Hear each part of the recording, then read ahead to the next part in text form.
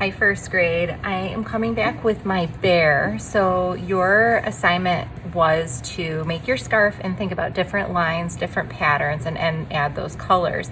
Today, I am going to now go in and paint my bear. Now, if you are someone and you only have watercolor paints, you can definitely use the brown.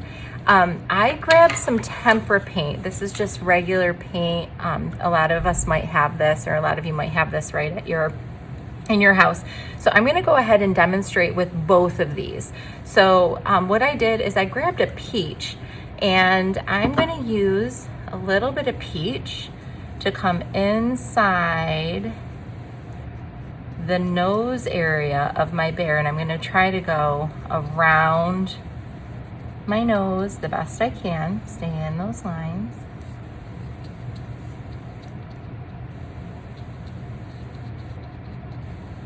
Okay, and over around here.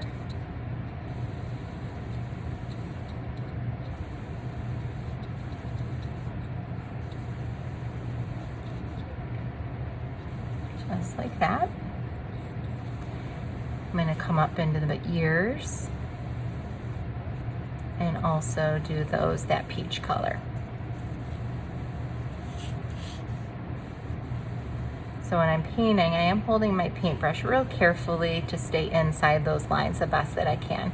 If you're painting a bigger area, you can be a little more loose with your paintbrush, but for this part, I'm just gonna make sure I'm staying right in those lines. Okay, now when you want to switch colors, wash your brush really well. And then I like to dry my paintbrush off when I'm using tempera paint, just so then I know the color's gone and also my paint won't be too watery.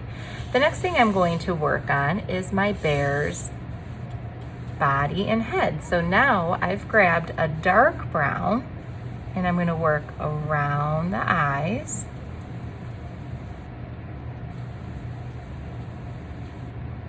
Around the scarf. And I'm going to paint all the way around with my bear here.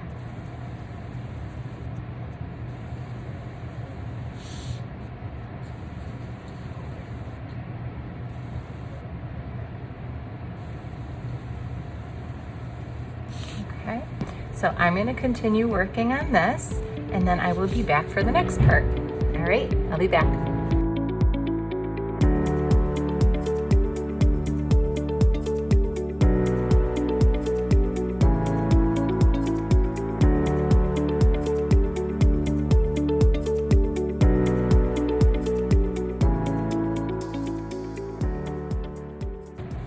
Okay, so I finished painting. My bear is drying. I'm gonna flip this around just so my hands don't go into my bear. Now you have two options now. You can go ahead, if you have a white crayon, grab that. If you have oil pastels, that's another thing that you can use for this part. So go ahead and find the one thing that you have. And in the background on the white, I'm going to create some small little snowflakes. Now I know you can't see them right now, but we're gonna do a little magic.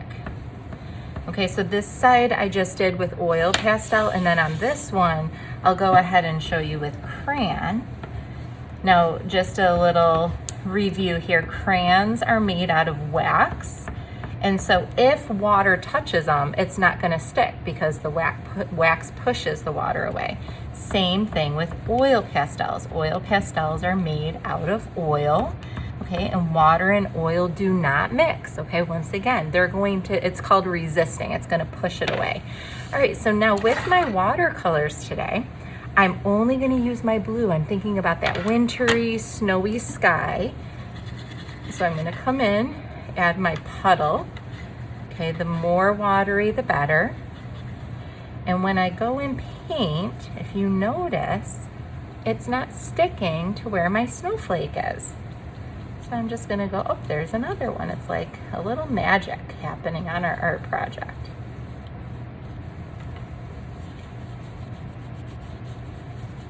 Perfect, I love it.